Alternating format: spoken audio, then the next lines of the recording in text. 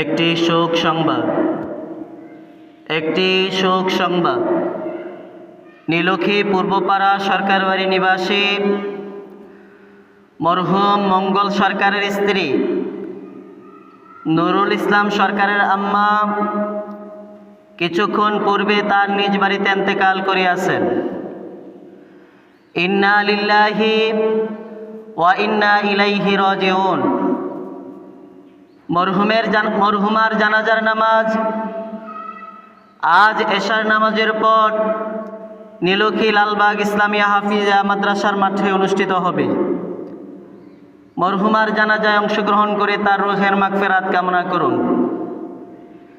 একটি শোক সংবাদ নীলক্ষী পূর্বপাড়া সরকারবাড়ি নিবাসী জনাব মরহুম মঙ্গল সরকারের স্ত্রী মোহাম্মদ নুরুল ইসলাম সরকারের আম্মা কিছুক্ষণ পূর্বে তার নিজ বাড়িতে ইন্তেকাল করিয়াছেন। ইন্না লিল্লাহি ওয়া ইন্না ইলাইহি রাজিউন।